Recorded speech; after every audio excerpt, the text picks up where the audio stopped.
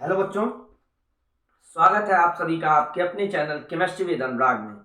11th-12th की organic chemistry में हम लोग एलिफैटिक हाइड्रोकार्बन्स खत्म कर चुके हैं। अब बारी है एरोमेटिक हाइड्रोकार्बन्स डिस्कस करने की। एरोमेटिक हाइड्रोकार्बन यानी कि बेंजीन और उसके जो डेरिवेटिव हाइड्रोकार्बन्स होंगे या जिनको आप एरीन्स भी बोलते हो, जैसे टॉलुइन पढ़ना होगा हमको। तो एरोमेटिक हाइड्रोकार्बन में हम पढ़ेंगे बेंजीन। एरोमेटिक क्या होते हैं, एरोमेटिसिटी क्या होती है, ये आपको बेसिक ऑर्गेनिक केमिस्ट्री के लेक्चर्स में आप ये जा करके देख सकते हैं। उसको हम फर्दर रिवाइज करना ठीक नहीं समझते हैं। अगर आपको एरोमेटिक समझना होगा तो आप प्रीवियस लेक्चर्स के जरिए एरोमेटिक कंपाउंड्स क्या होते हैं, एरोमेटिसिटी क्या होती है, ये आप समझ लेंगे। ये जो पोर्शन है एरोमेटिक हाइड्रोकार्बन का, वो क्लास 11th के लिए है। 12th के लिए मैं बार बार क्यों लिखता हूं क्लास 12th, जबकि आप सिलेबस में as it is organic hydrocarbon, aromatic hydrocarbon नहीं पाएंगे। बट बेटा जब 12th में आप ऑर्गेनिक कंपाउंड्स पढ़ते हो, चाहे वो एल्डिहाइड पढ़िए या एल्कोहल पढ़िए, कार्बोक्सिलिक एसिड पढ़िए, तो जितना आपको एलिफैटिक पोर्शन पढ़ना है उतना ही एरोमेटिक पोर्शन डिस्कस करना होता है। तो ये जरूरी हो जाता है कि हम लोग इन टॉपिक्स को क्लियर रखें। तो एरोमेटिक हाइड्रोकार्बन में हम पढ़ने वाले हैं बेंजीन। बेंजीन आप जानते हो, इसका मॉलिक्यूलर फार्मूला होता है C6H6। और जब हमने रेजोनेंस पढ़ा था तो इसके सेवरल जो resonating structures and canonical structure जिनको आप बोलते हो और रेजोनेंस हाइब्रिड, इसको हमने डिस्कस किया था। और इस तरह से कुछ बनाया था C6 atom of carbon hexagonal ring attached, each carbon attached with a single hydrogen and alternate single and double bond, एकांतर क्रम में एकल और द्विबंध। ये कन्वर्ट हो सकता था फर्दर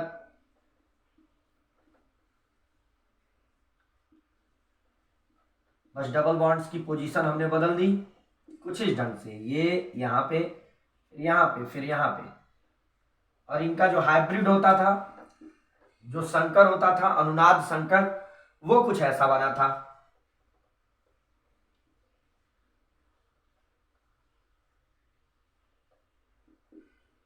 H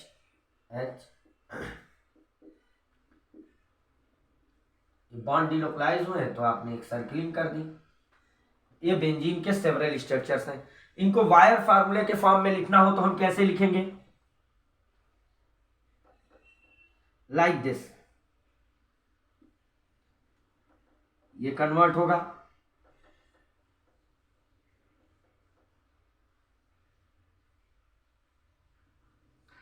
हाइब्रिड बनाना हो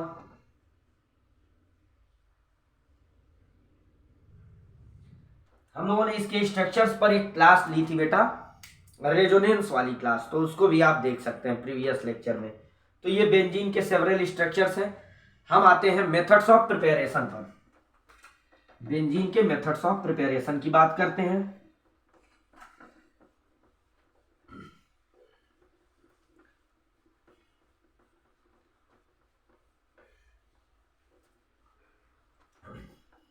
मेथड्स ऑफ प्रिपरेशन, अगर आपको मेथेन एथेन वगैरह के मेथड्स ऑफ प्रिपरेशन याद हो तो वैसा ही कुछ यहां भी है। तो मेथड्स ऑफ प्रिपरेशन या बनाने की विधियों में पहली विधि है लैब प्रोसेस, या जिसको आप बोलते हो प्रयोगशाला विधि। प्रयोगशाला विधि में आपको मेथेन का याद होगा, हमने सोडियम एसीटेट को हीट किया। एथेन बनाना था तो सोडियम प्रोपियोनेट हीट किया।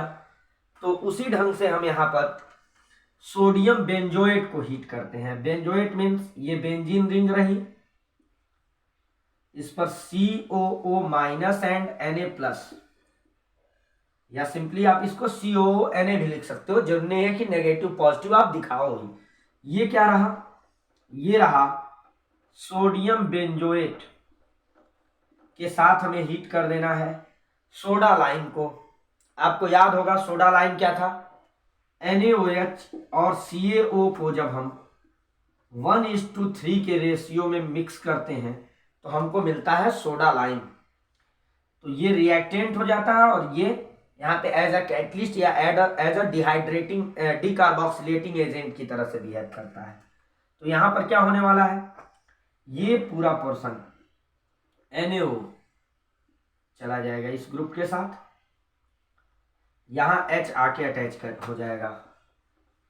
तो H आप दिखाइए या फिर ना दिखाइए, बात एक ही है। आपको बाई प्रोडक्ट मिल गया Na2CO3 बन गई बेंजीन। आप चाहते हैं तो यहाँ हाइड्रोजन दिखा लेते हैं। अब चूंकि किसी भी हमने कॉर्नर पे किसी कार्बन से अटैच्ड हाइड्रोजन नहीं दिखाया है, तो आप चाहो तो ना भी दिखाओ, यही बेंजीन बन गई। ये चीज हो गया। तो ये तो था लैब प्रोसेस जब आपने सोडियम बेंजोएट को हीट किया। अगर हम सेकेंड देखें तो सोडियम थैलेट, पीएच है, थैलेट H साइलेंट है, पीएच सोडियम थैलेट। अब जैसे बेंजोइक एसिड से बेंजोएट बना था, यहाँ हाइड्रोजन रहता तो बेंजोइक एसिड होता। ऐसे ही अगर यहां पर COOH, और एक चीज और गौर करेंगे, बच्चे जो अक्सर गलती करते हैं कि ये जो रिंग बनानी है बेंजीन के अंदर, हेक्सागोन के अंदर जो सर्कुलर रिंग आपने बना रखा है, ये बहुत छोटी नहीं बनानी होती है। ये नहीं कि आपने ऐसे स्ट्रक्चर बना दिया यूं ऐसे इसे नहीं, ये बड़ी रिंग बननी चाहिए। क्यों? क्योंकि ये डिलोकलाइज्ड बॉन्ड है बेटा, ये अस्थिर डबल बॉन्ड और सिंगल बॉन्ड है, तो उनको आप साइज में बड़ा ही रखेंगे। तो ये देखिए, ये होती है थैलिक एसिड। थैलिक एसिड में से यहां से अगर हम हाइड्रोजन हटा दें और सोडियम अटैच कर दें, तो ये क्या हो जाएगा? इसको हम नाम देंगे सोडियम थैलेट का नाम देंगे। इसका भी आप डीकार्बोक्सिलेशन करा दो सोडा लाइम से, NaOH एंड COO के साथ हीट कर दो। बस बात क्या है, यहाँ पे आपने सिंगल NaOH लिया, एक ग्रुप था, यहाँ पे 2 NaOH ले लो, 2 CON है। तो यहाँ जहां Na2CO3 1 मोल बना था, अब आपको कितने मोल मिलने वाले हैं? 2 मोल्स मिलेंगे। और इन दोनों ही कॉर्नर्स पे, यहां भी और यहां भी, ये 2 हाइड्रोजन दिख रहे हैं, हाइड्रोजन यहां आके अटैच कर जाएगा एक यहाँ पे, और फिर फर्दर आपको मिल गया बेंजीन, है ना? ये रही बेंजीन। क्लियर? तो ये 2 मेथड्स हो गई, sodium benzoate and sodium phthalate से हमने बना लिया बेंजीन। आगे आप जब 12th पढ़ोगे तो आया कि आप बनाओ भाई बेंजोइक एसिड से आप कैसे बनाएंगे बेंजीन। तो बेंजोइक एसिड से हम क्या बना लेंगे? सोडियम बेंजोएट, और उसका हम डिकार्बोक्सिलेशन करा लेंगे, विकार्बोक्सिलीकरण करा लेंगे, हमको मिल जाएगा बेंजीन। बोला गया कि थैलिक एसिड से आप बनाइए, तो थैलिक एसिड को हमने बेस से रिएक्ट कराया, Na मिल गया, मतलब करेस्पॉन्डिंग सॉल्ट मिल गया, जिसको हम सोडियम थैलेट कहेंगे, और ये डिकार्बोक्सिलेट होकर के विकार्बोक्सिलीकृत होकर के बेंजीन बना देगा। सिंपल। नेक्स्ट मेथड है बेटा बेंजीन सल्फोनिक एसिड से। अब देखिए, ये जो नेम्स बार बार आएंगे कि बेंजीन सल्फोनिक एसिड क्या है, क्लोरोबेंजीन क्या है, बेंजामाइड क्या है, तो ये सब चीजें आपको तैयार होनी चाहिए। कहां से? आपने नेमिंग के बाद क्लासिफिकेशन पढ़ा था, तो वहां भी हमने ये चीज बता रखा था। तो थर्ड है from benzene sulphonic acid, benzene sulphonic अम्ल से। बेंजीन सल्फोनिक एसिड क्या है बेटा? ये बेंजीन बनाया, और यहां SO3H, इसको वाटर से रिएक्ट कराएंगे। एक्चुअली हम यहां पे कराएंगे स्टीम डिस्टिलेशन, भाप आसवन कराएंगे। आसवन या डिस्टिलेशन का क्या मतलब होता है? पहले हम वेपराइज कराएंगे और फिर उसको क्या करेंगे? कंडेंस करा देंगे, तो उसको हम बोलते हैं डिस्टिलेशन। स्टीम है ये, यहां से H जाएगा, OH जाएगा यहां पर, तो ये बना लेगा H2SO4, और यहां का H इस कॉर्नर पे अटैच हो जाएगा, तो बन जाएगा बेंजीन। मतलब बेंजीन सल्फोनिक एसिड का अगर हम स्टीम डिस्टिलेशन करा देते हैं, भाप आसवन करा देते हैं, तो H2SO4 के साथ बेंजीन मिल जाती है। फोर्थ मेथड है बेटा फ्रॉम फिनॉल। ये इंपॉर्टेंट रिएक्शन है, 12th के लिए भी इंपॉर्टेंट रिएक्शन है, क्योंकि 12th में आपका फिनॉल कोर्स कंटेंट की चीज है। फिनॉल बेंजीन रिंग पर जब OH लगा रहता है तो हम इसको बोलते हैं फिनॉल। इसका रिएक्शन अगर हम जिंक पाउडर या जिंक डस्ट जिसको जिंक चूड़ बोलते हैं, इसके साथ करा दें, गर्म कर दीजिए, ये ऑक्सीजन चला जाएगा जिंक के पास, ये बन गया जिंक ऑक्साइड, और ये हाइड्रोजन इस कॉर्नर को ऑक्यूपाई करेगा और यहाँ आ जाएगा, आपको मेन प्रोडक्ट के फॉर्म में मिल जाएगा बेंजीन। तो ये आपकी एक दो मेथड्स हो गई। फिर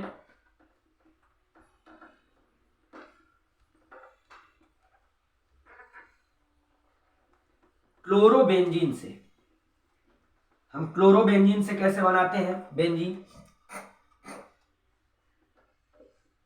फिफ्थ मेथड है, ये रही क्लोरोबेंजीन, इसको रिड्यूस करा दो। रिड्यूसिंग एजेंट क्या होंगे, निकिल एल्यूमिनियम एंड NaOH, ये एलॉय है और NaOH, ये हाइड्रोजन चला गया इस क्लोरीन के साथ और एक हाइड्रोजन इस कॉर्नर को ऑक्यूपाई कर दिया, तो ये बन गया बेंजीन एंड HCl, एक मोल निकल गया। तो ये चीज थी। लास्ट मेथड है फ्रॉम एसिटिलीन, C2H2 से कैसे बनाएंगे, ये मैं आप पर छोड़ता हूँ। लास्ट लेक्चर में हमने ये चीज देखा था कि एसिटिलीन से कैसे बेंजीन बनता है ना, तो ये आप खुद करेंगे। तो ये बेंजीन के मेथड्स ऑफ प्रिपरेशन थे। प्रॉपर्टीज में बेंजीन क्या होगा भाई, बेंजीन जो है बर्न्स विद सूटी फ्लेम, सारे एरोमेटिक कंपाउंड्स जो हैं सूटी फ्लेम के साथ, काले धुएं के साथ जलते हैं, तो बेंजीन भी जलेगा। मेन प्रॉपर्टीज में आ जाइए, गुणों में जो केमिकल प्रॉपर्टीज हैं, गुणों की बात अगर हम करें तो इसमें पहला है कंबस्चन, कंबस्चन या दहन। आपको याद होगा हमने कंबस्चन के लिए एक ट्रिक देखा था, CxHy plus X plus Y/4O2 gives X mole of CO2 and Y/2 moles of H2O and heat। तो बेंजीन के साथ भी ऐसा होने वाला है। आपने लिखा C6H6 plus 6 plus 6/4O2 gives 6CO2 plus 6/2H2O and some amount of heat, थोड़ी मात्रा में हीट निकलेगी। C6H6 plus 3 2 15/2O2 gives 6CO2 plus 3H2O। अब आप क्या करो, एक 2 हटाना है तो पूरे इक्वेशन को 2 से मल्टीप्लाई कर दो, तो ये आ जाएगा 2C6H6 15O2 12CO2 and 6H2O। तो ये रहा कंबस्चन, बहुत इजी सा है। सारे कंबस्चन, जितने भी कंबस्चन हमें कराने हैं हाइड्रोकार्बन के, इसी ट्रिक पे होंगे, है ना। इसके बाद एक मसला ये है कि अब ये एडिशन रिएक्शन रिप्रेजेंट करेगा बेंजीन या फिर सब्स्टिट्यूशन रिएक्शन देगा। तो एक बात अभी आप समझ लीजिए कि बेंजीन में भले ही 3 बॉन्ड्स आपको डबल बॉन्ड दिख रहे हो, लेकिन बेंजीन एक सैचुरेटेड कंपाउंड की तरह से बिहेव करता है।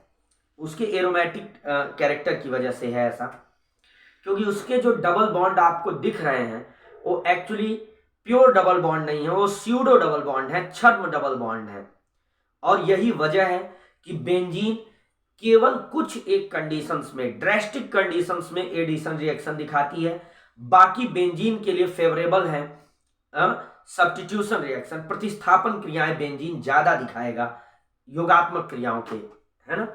कुछ क्रियाएं हैं योगात्मक बेंजीन की, तो उनको हम लोग पहले योगात्मक निपटाते हैं। लेकिन ये बात आपको जरूर याद रहे कि भले डबल बॉन्ड है बेंजीन में, benzene as a saturated compound, as a saturated molecule behave करता है, ना कि एज एन अनसैचुरेटेड मॉलिक्यूल। तो यहाँ पे क्या है, सैचुरेटेड मॉलिक्यूल अनसैचुरेटेड मॉलिक्यूल की तरह से एडिशन रिएक्शन केवल 1 से 2 है। तो पहले हम लोग एडिशन रिएक्शन ही इसकी देख लेते हैं। एडिशन रिएक्शन या योगात्मक क्रियाएं। योगात्मक क्रियाओं में पहला देखिए क्या है, हाइड्रोजिनेशन। हाइड्रोजिनेशन या हाइड्रोजनीकरण। हाइड्रोजनीकरण इसमें क्या है, हमने बेंजीन लिया 1 2 3 4 5 6 कॉर्नर्स खाली हैं, तो यहां पे हमने 3H2 ऐड कर दिया। किसके प्रेजेंस में? Nickel, palladium, platinum 200 degree Celsius पे सारे हाइड्रोजन ऐड हो गए। तो ये जो अंदर डबल बॉन्ड थे ये खत्म हो गए, मतलब अब ये C6H6 था, अब C6H12 हो गया और ये बन गया साइक्लोहेक्सेन 6 कार्बन, है ना। तो ये एक एडिशन रिएक्शन थी। दूसरी चीज है बेटा हैलोजिनेशन, हैलोजनीकरण। हैलोजनीकरण जो है, हैलोजनीकरण या हैलोजिनेशन जो है, इसके दो तरह से होते हैं। आप यही समझ लीजिए कि अगर हमने क्लोरीन ऐड किया सनलाइट के प्रेजेंस में तो ये एडिशन रिएक्शन शो करेगा, योगात्मक क्रियाएं करेगा, ठीक है। और हमने क्लोरीन या कोई दूसरा हैलोजन, ब्रोमीन भी ऐड कर सकते हो आप। आपने किसी उत्प्रेरक की उपस्थिति में, कैटलिस्ट के प्रेजेंस में और डार्क में रिएक्शन कराया, अंधेरे में रिएक्शन कराया, तो यहां पर आपको मिलेगा सब्स्टिट्यूशन रिएक्शन या प्रतिस्थापन क्रियाएं। प्रतिस्थापन होगा हैलोजन से। गौर करेंगे, अगर आपने सनलाइट के प्रेजेंस में कराया तो एडिशन रिएक्शन होने वाला है, कैटलिस्ट के प्रेजेंस में कराया तो सब्स्टिट्यूशन रिएक्शन होने वाला है। तो यहां पर बेटा हम लोग अभी हैलोजिनेशन जो एडिशन में पढ़ेंगे वो क्या पढ़ेंगे? सनलाइट वाला, और ये चला जाएगा इसके सब्स्टिट्यूशन रिएक्शन वाले पोर्शन में। तो यहां पर क्या है, पहले हम लोग हैलोजिनेशन करा लें जो कि एडिशन कैटेगरी का हैलोजिनेशन होगा। तो यहां पर क्या है? Halogenation in presence of sunlight. C6H6 हमने बना लिया, इस पर 3Cl2 ऐड किया, किसकी प्रेजेंस में? सनलाइट के प्रेजेंस में। तो क्या हुआ? ये सारी कॉर्नर्स, हाइड्रोजन और क्लोरीन, हाइड्रोजन ऑलरेडी था, अब हाइड्रोजन के साथ साथ यहां पर क्लोरीन भी हो जाएगा, क्लोरीन हाइड्रोजन, क्लोरीन हाइड्रोजन, इस तरीके से हो जाने वाला है, क्लोरीन एंड हाइड्रोजन, ये चीज। अब समझिए क्या है यहां पे, इसका फार्मूला क्या था? C6H6, 3Cl2 और H न्यू के प्रेजेंस में क्या बन गया? C6H6Cl6। इसका नाम क्या होगा? बेंजीन तो ऑलरेडी था, अब हेक्सा क्लोराइड भी हो गया, तो इसका नेम हो गया benzene hexa chloride, short form में BHC बोलते हैं इसको, या इसको गैमेक्सीन भी बोला जाता है, या इसको तीनों एटम 666 है तो इसका नेम एक और आता है 666, या इसी को बोलते हैं गामा लिंडेन। ये इसके सेवरल नेम्स हैं। BHC आपने सुन रखा होगा या गैमेक्सीन के बारे में कि एक पावरफुल पेस्टिसाइड होता है बेटा, ये कीटनाशक होता है, ठीक है। तो ये चीज हो गई है पेस्टिसाइड। अब हम लोग बात करते हैं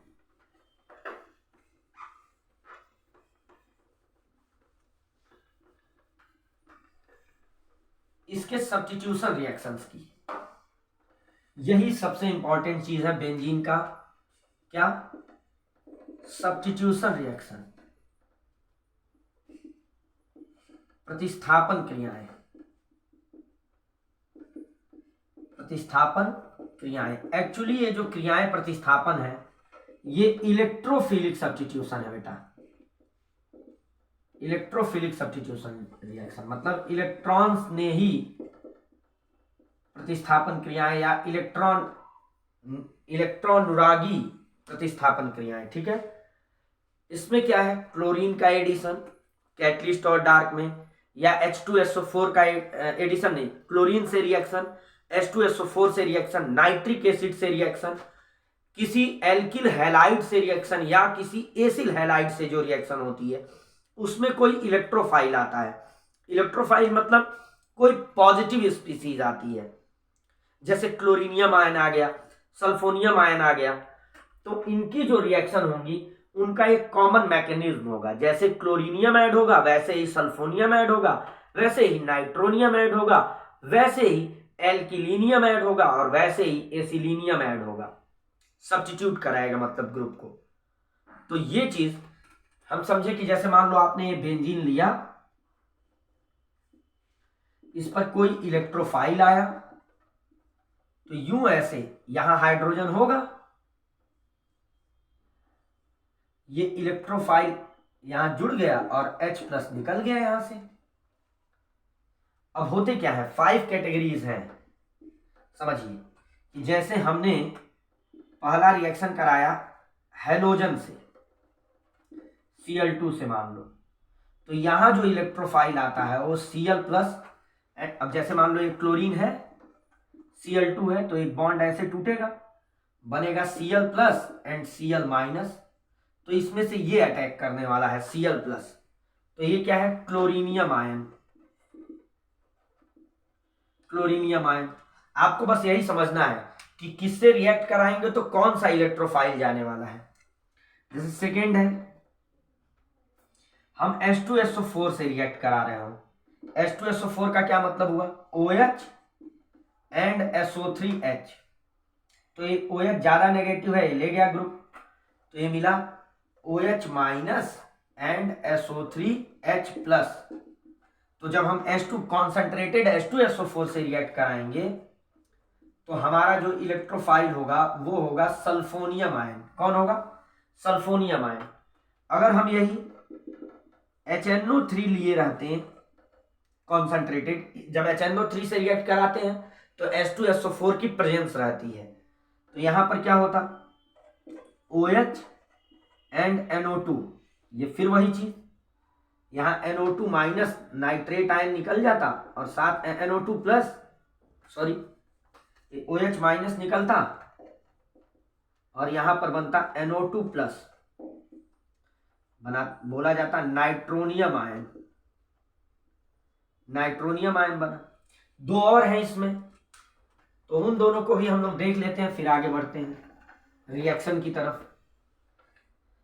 वो दोनों कौन है, जैसे अगर आपने कोई RX ऐड कराया, एल्किल हैलाइड ऐड कराया, रिएक्ट कराया आपने, फोर्थ एल्किल हैलाइड से आप सब्स्टिट्यूशन दिखा रहे हो। एल्किल हैलाइड में क्या होगा, हैलाइड नेगेटिव पार्ट है, चला गया और आपको मिला R+, तो यहां एल्किलीनियम ग्रुप ऐड हो रहा है, एल्किलीनियम आयन। तो इसको नाम देंगे Friedel Craft alkylation, Friedel Craft एल्कलीकरण का नाम देते हैं, ठीक। और ये लुईस एसिड के प्रेजेंस में होती है क्रिया, किसी लुईस अम्ल के प्रेजेंस में। जैसे मान लो RCOX रहता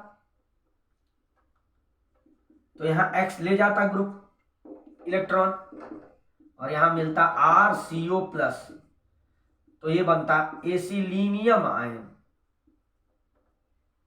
और इसको जब आप ले जाके सब्स्टिट्यूट कराएंगे, इसका जब प्रतिस्थापन होगा तो उसको बोलेंगे फ्रीडेल क्राफ्ट एसिलीकरण। आप ये समझ लीजिए कि यहां क्लोरीनियम बना, यहां सल्फोनियम, यहां नाइट्रोनियम, यहां एल्किलीनियम और यहां एसिलीनियम, ये सब के सब हैं तो इलेक्ट्रोफाइल ही। तो हम एक कॉमन मैकेनिज्म आप लोगों को बताएंगे, उसी पे बेस्ड सारी की सारी मैकेनिज्म हो जाती है ना। तो चलिए हम लोग पहले इलेक्ट्रोफिलिक सब्स्टिट्यूशन रिएक्शन बेंजीन की जिस मैकेनिज्म को फॉलो करती है उस मैकेनिज्म को समझ लें, फिर सारे रिएक्शंस के प्रोडक्ट को समझ लेंगे कि क्लोरीनेशन के दौरान क्या हुआ, सल्फोनेशन के दौरान क्या हुआ, नाइट्रेशन कैसे होगा, फ्रीडेल क्राफ्ट एल्काइलेशन कैसे होगा और फ्रीडेल क्राफ्ट एसाइलेशन कैसे होगा। तो मैकेनिज्म हम लोग देख लेते हैं। First of all mechanism of electrophilic substitution reaction. तो भाई ये बेंजीन रिंग है इस ढंग से, यहां हाइड्रोजन है, इलेक्ट्रोफाइल जब चलेगा तो इलेक्ट्रोमेरिक इफेक्ट की वजह से इस बेंजीन रिंग में पोलैरिटी आएगी। आपने तमाम इफेक्ट पढ़े थे, इंडक्टिव, इलेक्ट्रोमेरिक, मेसोमेरिक, उनसे आप समझिए इस चीज को कि ये जब चार्ज आगे बढ़ेगा तो इसमें पोलैरिटी डेवलप करेगा। तो ये बॉन्ड यहां टूट के आया इस कॉर्नर पर, यहां नेगेटिविटी आई, ये पॉजिटिव सेंटर अटैक कर गया, इसको चाहिए इलेक्ट्रॉन, यहां नेगेटिव, ये बॉन्ड इधर आ रहा है तो यहां पॉजिटिव सेंटर डेवलप हो गया He। यहाँ पॉजिटिव है, यहाँ डबल बॉन्ड, यहाँ डबल बॉन्ड, फिर ये बॉन्ड इसको सैचुरेट करेगा। यहाँ पे आपको बताया था मैंने कि कोई भी चार्ज बहुत देर तक नहीं रहना चाहता है, चार्ज की आदत होती है, चार्ज का ये नेचर है कि वो अपने आप को खत्म करना चाहता है। तो यहां से बॉन्ड इधर आ गया, तो ये फर्स्ट स्टेप है, अटैक ऑफ इलेक्ट्रोफाइल। फिर ये यहां positive charge H and E, फिर क्या हुआ,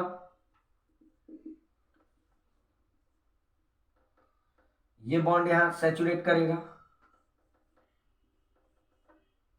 तो यहां पॉजिटिव चार्ज आ गया, यहां डबल बॉन्ड बना, यहां डबल बॉन्ड बना, clear, H and E।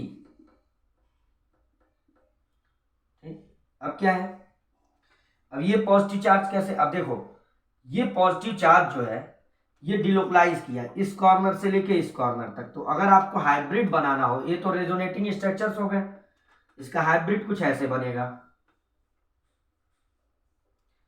H and E, H and E, और यहां से लेके यहां तक इस कॉर्नर तक पॉजिटिव चार्ज अनसैचुरेटेड हो रहा है, ठीक है। अब इसी से प्रोडक्ट बन जाएगा। प्रोडक्ट कैसे फॉर्म होगा भाई, तो ये आप समझ ले पहले एक बार ध्यान से कि ये चार्ज यहाँ आया, इलेक्ट्रॉन्स यहाँ आए, तो यहाँ पॉजिटिव चार्ज डेवलप हुआ, इस पॉजिटिव सेंटर को सैचुरेट करने के लिए इस बॉन्ड ने अपना इलेक्ट्रॉन दे दिया, तो फिर यहाँ पॉजिटिव चार्ज आ गया, फिर इस पॉजिटिव को खत्म करने के लिए इस बॉन्ड ने इलेक्ट्रॉन दिए, तो यहाँ पॉजिटिव चार्ज आ गया। अब ये पॉजिटिव चार्ज यहाँ से लेके इस कॉर्नर तक डिलोकलाइज्ड है, अस्थिर है ना। अब इसी से प्रोडक्ट मिल जाएगा,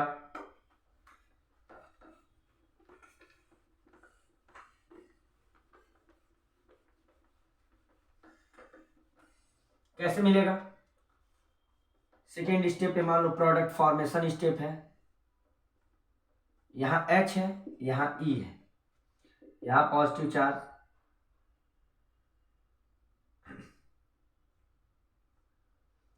ये है ऐसे, तो ये हाइड्रोजन अपना चार्ज यहां छोड़ देगा, इलेक्ट्रोफाइल जैसा था वैसा जुड़ा रहेगा, कुछ इस ढंग से बॉन्ड, यहाँ इलेक्ट्रोफाइल और H प्लस इधर निकल गया, और ये H प्लस जैसे जो दूसरा ग्रुप रहेगा, जैसे OH माइनस दिख रहा था, Cl माइनस दिख रहा था, उसके साथ चला जाने वाला है। तो चलिए हम लोग एक एक करके फिर जो क्लोरीनेशन या सल्फोनेशन था उनको समझते हैं।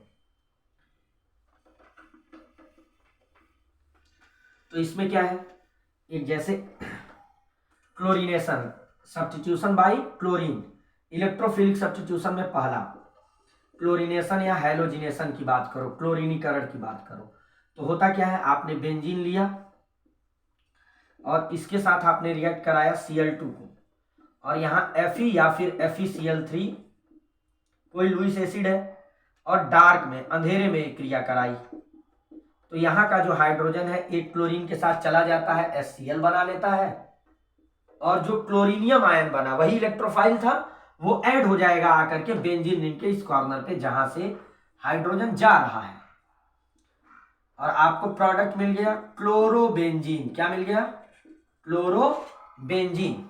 ये चीज हो गई। इसकी मैकेनिज्म आपको लिखनी रहती तो क्या लिखते, फर्स्ट स्टेप में आप क्या लिखते हैं कि जैसे ये Cl है, ये FeCl3 आया, FeCl, ये बॉन्ड टूटा, ये Cl माइनस हुआ, ये Cl माइनस यहां चला गया, तो आपको क्या मिला, Cl plus and FeCl4 minus, इसका नाम क्या हो गया, क्लोरीनियम आयन। यही तो इलेक्ट्रोफाइल है, E पे प्लस जो दिख रहा है। इस FeCl3 का रोल क्या है, Cl माइनस जो है इसको ट्रैप किया हुआ है, लास्ट में फ्री कर देगा वो हाइड्रोजन के साथ जाने के लिए। सेकेंड स्टेप क्या होगा, क्लोरीनियम आयन ऐड हो रहा है। ये क्या है, पहले स्टेप का हेडिंग अगर आप डालना चाहेंगे, नोट्स बना रहे होंगे तो डाल दीजिएगा, फॉर्मेशन ऑफ इलेक्ट्रोफाइल, इलेक्ट्रॉन स्नेही का बनना। सेकेंड क्या है, attack of electrophile on benzene ring, benzene ring पर इलेक्ट्रॉन स्नेही का आक्रमण। तो कुछ इस तरह से है, ये H एंड यहां E, H है, ये Cl प्लस आया, और ये यहां जाके इस कॉर्नर पे अटैक कर गया, तो हमको क्या मिला, कुछ इस ढंग से HCl, यहां पॉजिटिव, अभी कुछ और निकलेगा नहीं, इसी से प्रोडक्ट बनेगा। इसका आप फिर जो रेजोनेटिंग स्ट्रक्चर्स बनाए थे, मेसोमेरिक स्ट्रक्चर्स, वो आप बना लेंगे। फिर स्टेप थर्ड में प्रोडक्ट फॉर्मेशन। प्रोडक्ट फॉर्मेशन क्या होगा भाई, ये पॉजिटिव चार्ज है, यहाँ H है, यहाँ Cl है, ये FeCl4 फर्दर आएगा, और यहाँ का जो FeCl4 है आप पूरी तरह से दिखा दीजिए, FeCl, Cl माइनस, Cl, ये Cl माइनस जो है ये जाएगा किसके साथ, हाइड्रोजन के साथ, क्या बना HCl, और क्या बना, ये पॉजिटिव चार्ज, ये हाइड्रोजन अपना चार्ज दे के गया, पॉजिटिव चार्ज खुद हो गया और ये इलेक्ट्रॉन इनको दे दिया, तो यहां बना लिया क्लोरीन दिख रहा है, ये फ्लोरोबेंजीन बन गया प्रोडक्ट, हाइड्रोजन चला गया क्लोराइड के साथ, और FeCl3 जो कि कैटलिस्ट था वो रिकवर हो गया। सिंपल सी चीज है। तो ये क्लोरीनेशन की मैकेनिज्म थी, बाकी मैकेनिज्म भी ऐसे ही हो जाती हैं। तो बाकी का हम लोग सिर्फ रिएक्शन लिखने वाले हैं ना, और ये बहुत यूजफुल है क्योंकि आप फिनॉल पढ़ोगे तो उसमें भी इलेक्ट्रोफिलिक सब्स्टिट्यूशन रिएक्शन, अभी तो टॉलुइन पढ़ोगे आप, इसके बाद फिर 12th में फिनॉल पढ़ोगे, बेंजल्डिहाइड पढ़ोगे, बेंजोइक एसिड पढ़ोगे, एनिलीन पढ़ोगे, आपको सब में इलेक्ट्रोफिलिक सब्स्टिट्यूशन रिएक्शंस करानी है, इलेक्ट्रॉन्स ने ही प्रतिस्थापन अभिक्रियाएं करानी है, और ये इंपॉर्टेंट कैटेगरी की रिएक्शंस हैं जिनकी मैकेनिज्म भी पूछता है आपके एग्जाम में, है ना। तो इसको आप तैयार कर लेंगे हर हाल में। अब जैसे देखो हमें कराना है सल्फोनेशन, क्या कराना हो, सल्फोनीकरण या सल्फोनेशन कराना हो, तो हम क्या करेंगे, बेंजीन लेंगे और इस पर ऐड करेंगे H2SO4, OHSO3H, ये कॉन्सेंट्रेटेड या सांद्र, इसको आप क्या पढ़ते हो, कॉन्सेंट्रेटेड या सांद्र, रिएक्ट कराया, यहां H होगा, ये H चला गया OH के साथ, निकला H2O, और साथ में क्या बना, साथ में बना ये SO3H यहां लग गया, इसका नाम हो गया बेंजीन सल्फोनिक एसिड, ऐसे हो गया, ये सल्फोनेशन हो गया। नाइट्रेशन तीसरा, नाइट्रोकरण या नाइट्रेशन, ये सल्फोनीकरण है, हिंदी वाले बच्चों के लिए हेडिंग भी बेटा डाल दे रहे हैं, ये क्या है, नाइट्रोकरण, नाइट्रोकरण,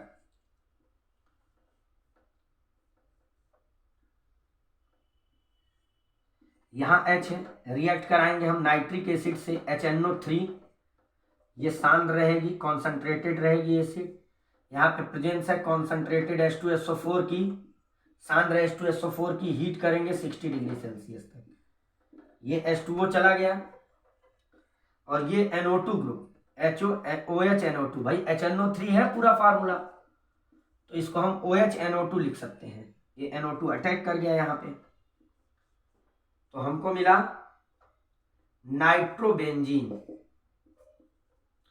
अभी आप किसी कॉर्नर पे लगा सकते हो, अगर ऑलरेडी यहां कोई ग्रुप होता तब ये कहां जाके जुड़ेगा, इसके लिए हम लोग एक रूल पढ़ेंगे, हेलिक इलिंगवर्थ रूल, है ना, आगे आएगा वो चीज।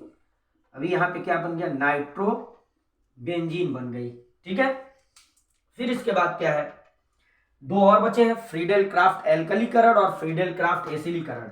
आप जब अपना अनसॉल्ड उठा के देखेंगे तो ये मुझे बताने की जरूरत नहीं है कि ये कितना इंपॉर्टेंट हिस्सा है जो आप पढ़ना शुरू कर चुके हैं। फ्रीडेल क्राफ्ट एल्कलीकरण, फ्रीडेल क्राफ्ट एसिलीकरण, हमें तो लगता है कि फिनॉल वगैरह या बेंजोइक एसिड, इन सब का शायद ही कोई ईयर होता होगा जब इलेक्ट्रोफिलिक सब्स्टिट्यूशन रिएक्शंस ना पूछती हो 12th के एग्जाम में, है ना। फिर आपको बस यही जानना होगा कि आर्थो पैरा पे भेजना है या मेटा पर भेजना है। तो आने वाले क्लासेस में हम लोग हेलिक इलिंगवर्थ रूल जानेंगे और सारी इलेक्ट्रोफिलिक सब्स्टिट्यूशन रिएक्शन आप एकदम ट्रिक से कर ले जाओगे। फोर्थ है Friedel Craft alkylation, Friedel Craft एल्कलीकरण, फ्रीडेल